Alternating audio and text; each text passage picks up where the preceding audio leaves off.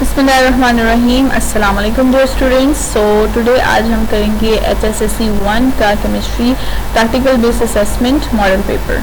ठीक है, इसको पूरा सोल्यूशन मैंने किया हुआ है आप लोगों के लिए। Let's start. फर्स्ट जो हमारे पास सेक्शन ए है, it is from the acid base titration. Here is a note: attempt all questions and answer the questions within provided spaces. Okay. Now इसका हमें सब कुछ ऊपर पर्पस दे दिया गया है, एपरेटस दिया गया है, केमिकल्स यूज दे दिए गए हैं और हमें यहाँ पे इसकी फिगर भी दे दी गई है। ठीक है, and we will note the reading from the figure. अच्छा जी, यहाँ पे एक आपकी ना मॉडल पेपर में स्लाइड से मिस्टेक है। यहाँ पे 6 ग्राम्स लिखा हुआ है। It is not 6 grams, it is 15 grams. Otherwise answer बिल्कुल भी नहीं आएगा, आंसर 100 से एक्सीड कर जाएगा। We have to find the percentage purity of the sample. तो वो 100 से अबव तो नहीं हो सकती, ज़ाहिर बात है परसेंटेज, तो आंसर आपका इस तरीके से गलत आता है। सो आप इसको करेक्ट कर लीजिए, it is 15 grams. So let's start this question 1।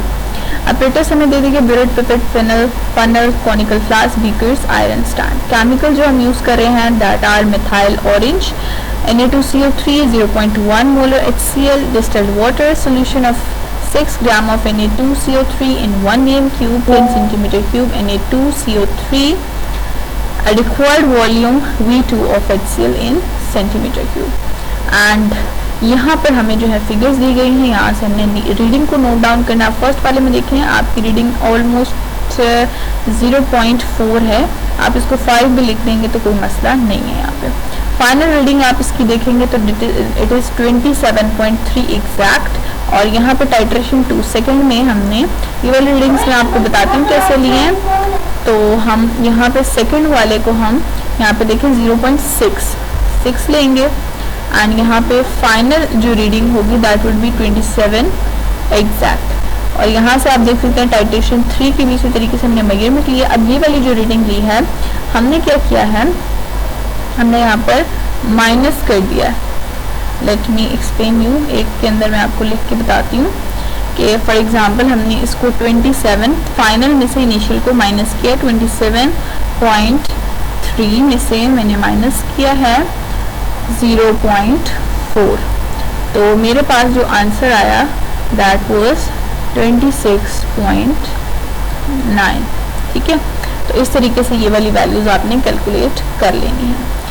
Now move on to the next. हमने यहाँ पे मीन रीडिंग कैसे फाइंड आउट करते हैं। मीन का जो हम रीडिंग फाइंड आउट करते हैं, तीनों रीडिंग्स का ये जो हमारे पास ये वाली रीडिंग आई होगी, वॉल्यूम ऑफ HCl यूज्ड वाली रीडिंग आई होगी, हमने तीनों को लेना है, ऐड करना है and we divide it by 3। Divide by 3 क्यों करेंगे, क्योंकि ये 3 रीडिंग्स हमने लिया 1 2 3। जितने नंबर ऑफ एक्सपेरिमेंट परफॉर्म करेंगे, जितनी ऑब्जर्वेशंस लेंगे, उतने के साथ हमने डिवाइड करना होता है और इन सबको ऊपर ऐड कर देना होता है। ठीक है, मीन टू से आप यूँ करेंगे कि आप first reading plus second reading plus third reading, इन सबको आप डिवाइड कर देंगे विद 3, तो आपका जो है ये मीन रीडिंग आ जाएगी।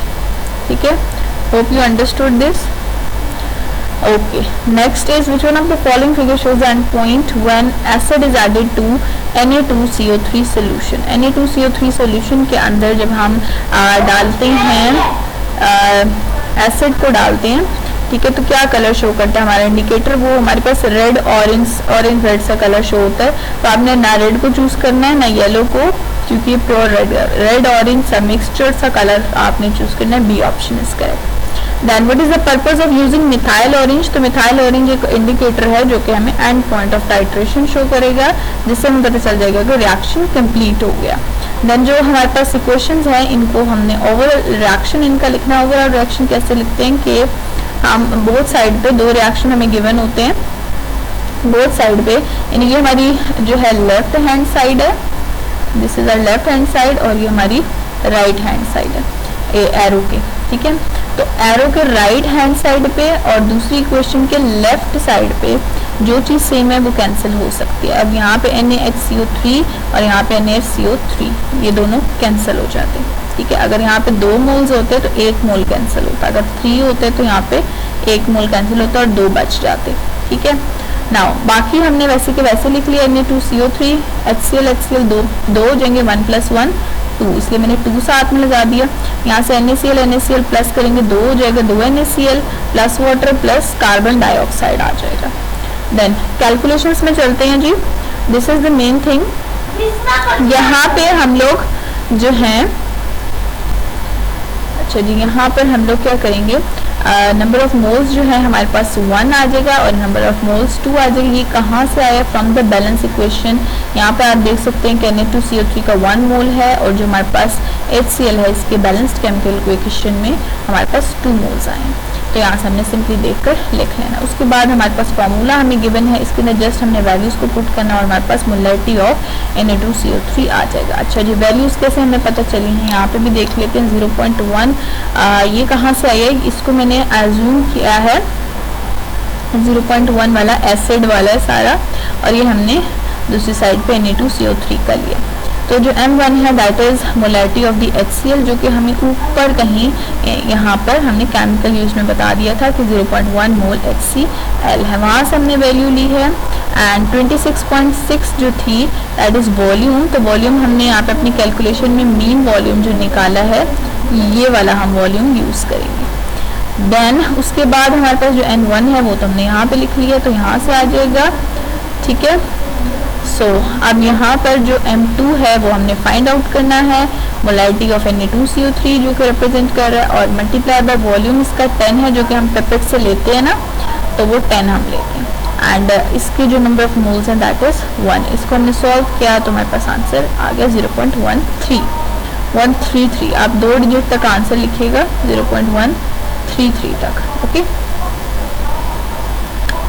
अच्छा जी, उसके बाद हमारे पास है बी ऑप्शन के जो B part, calculate mass of Na2CO3 per dm³ from A after titration. ये ए इस पार्ट को कह रहे हैं, ये वाले ए पार्ट को, ठीक है, ओके।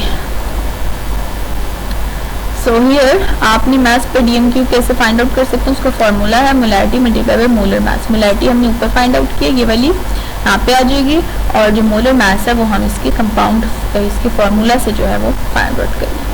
ये हमारे पास आंसर आ गया। उसके बाद हमारे पास परसेंटेज प्योरिटी ऑफ Na2CO3 का फॉर्मूला हमें दिया है, हमने जिस वैल्यूज पुट करनी है। ये 14 कहाँ से आ गया?